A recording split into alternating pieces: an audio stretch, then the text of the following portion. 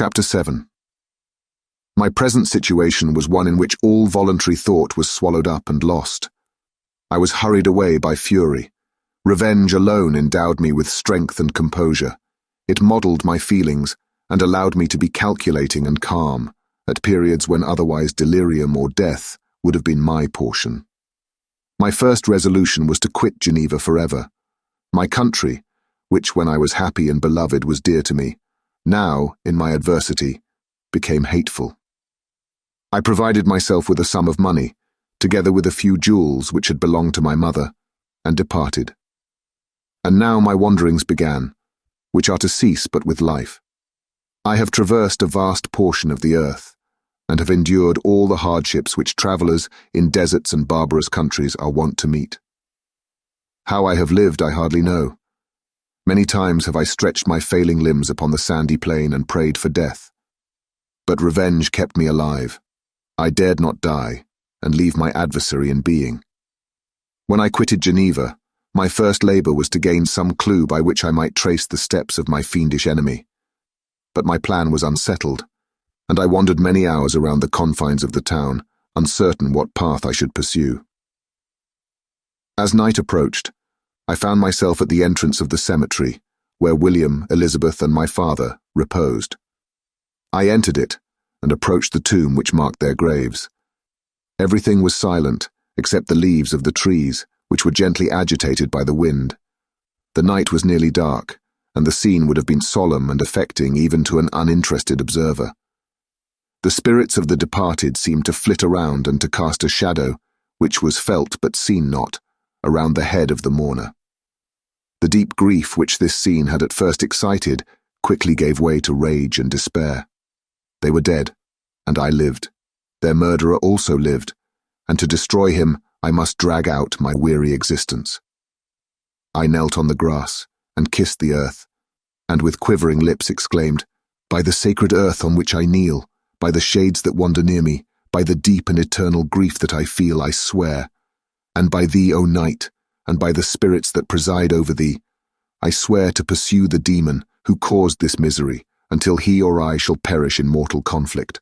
For this purpose I will preserve my life.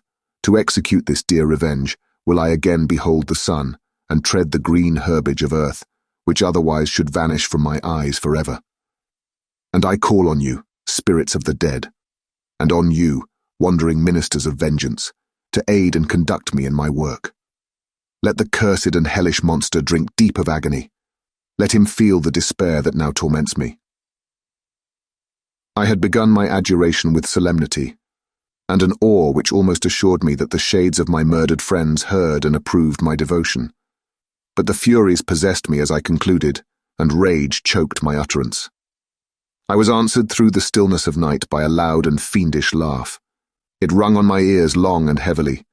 The mountains re-echoed it, and I felt as if all hell surrounded me with mockery and laughter. Surely in that moment I should have been possessed by frenzy and have destroyed my miserable existence, but that my vow was heard, and that I was reserved for vengeance.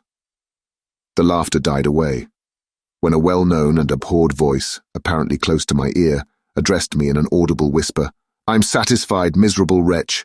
You have determined to live, and I am satisfied."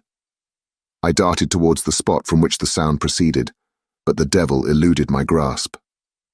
Suddenly the broad disk of the moon arose, and shone full upon his ghastly and distorted shape, as he fled with more than mortal speed. I pursued him, and for many months this has been my task. Guided by a slight clue, I followed the windings of the Rhone, but vainly.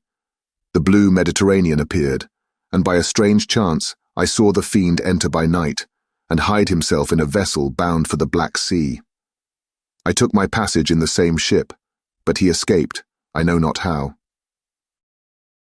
Amidst the wilds of Tartary and Russia, although he still evaded me, I have ever followed in his track.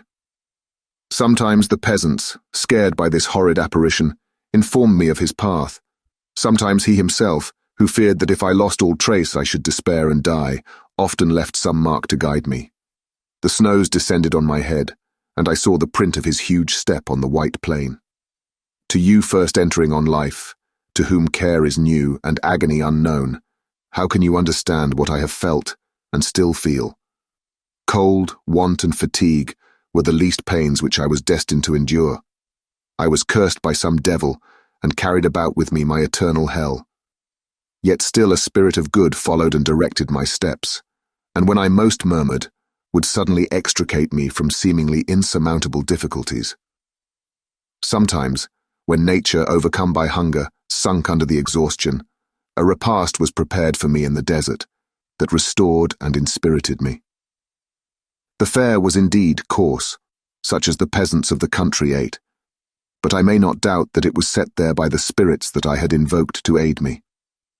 Often, when all was dry, the heavens cloudless, and I was parched by thirst, a slight cloud would bedim the sky, shed the few drops that revived me, and vanish.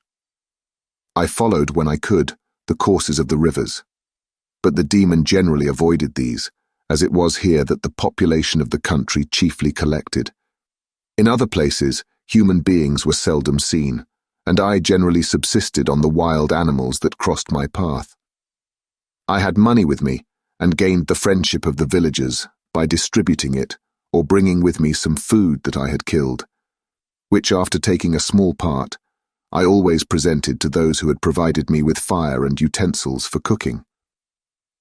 My life, as it passed thus, was indeed hateful to me, and it was during sleep alone that I could taste joy. O blessed sleep! Often, when most miserable, I sank to repose, and my dreams lulled me even to rapture. The spirits that guarded me had provided these moments, or rather hours, of happiness, that I might retain strength to fulfill my pilgrimage. Deprived of this respite, I should have sunk under my hardships. During the day I was sustained and inspirited by the hope of night, for in sleep I saw my friends, my wife, and my beloved country. Again I saw the benevolent countenance of my father, heard the silver tones of my Elizabeth's voice, and beheld Clerval enjoying health and youth. Often, when wearied by a toilsome march, I persuaded myself that I was dreaming until night should come, and that I should then enjoy reality in the arms of my dearest friends. What agonizing fondness did I feel for them? How did I cling to their dear forms, as sometimes they haunted even my waking hours, and persuade myself that they still lived? At such moments, vengeance, that burned within me, died in my heart, and I pursued my path towards the destruction of the demon, more as a task enjoined by heaven, as the mechanical impulse of some power of which I was unconscious, than as the ardent desire of my soul. What his feelings were whom I pursued, I cannot know. Sometimes, indeed, he left marks in writing on the barks of the trees, or cut in stone, that guided me and instigated my fury. My reign is not yet over. These words were legible in one of these inscriptions. You live, and my power is complete. Follow me. I seek the everlasting ices of the north, where you will feel the misery of cold and frost, to which I am impassive. You will find near this place, if you follow not too tardily, a dead hare. Eat and be refreshed. Come on, my enemy. We have yet to wrestle for our lives. But many hard and miserable hours must you endure, until that period shall arrive. Scoffing devil! Again do I vow vengeance. Again do I devote thee, miserable fiend, to torture and death. Never will I omit my search, until he or I perish. And then with what ecstasy shall I join my Elizabeth, and those who even now prepare for me the reward of my tedious toil and horrible pilgrimage. As I still pursued my journey to the northward, the snows thickened, and the cold increased in a degree almost too severe to support. The peasants were shut up in their hovels, and only a few of the most hardy ventured forth to seize the animals whom starvation had forced from their hiding places to seek for prey. The rivers were covered with ice, and no fish could be procured, and thus I was cut off from my chief article of maintenance. The triumph of my enemy increased with the difficulty of my labors. One inscription that he left was in these words: Prepare, your toils only begin.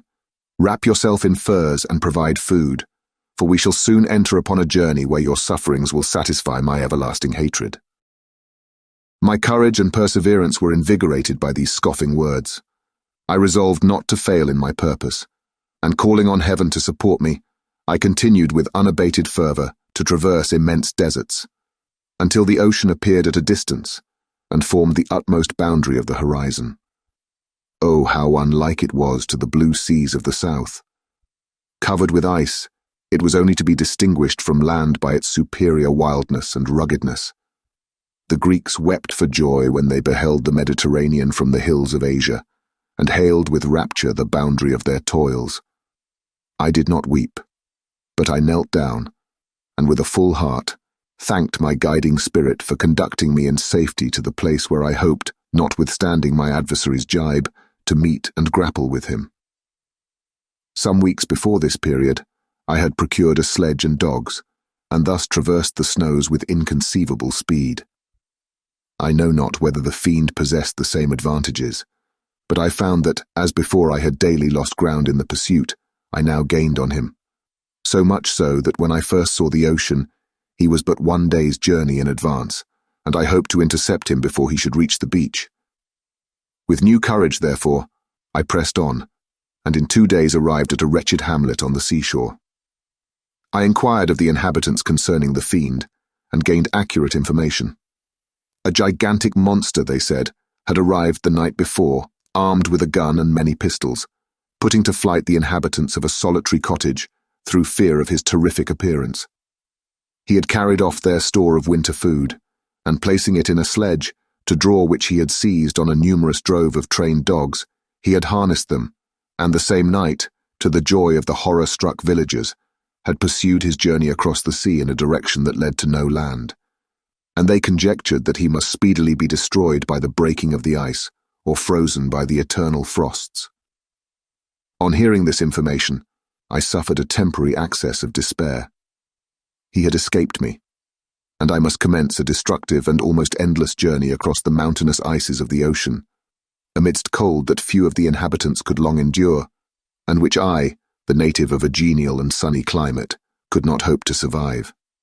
Yet, at the idea that the fiend should live and be triumphant, my rage and vengeance returned, and like a mighty tide, overwhelmed every other feeling.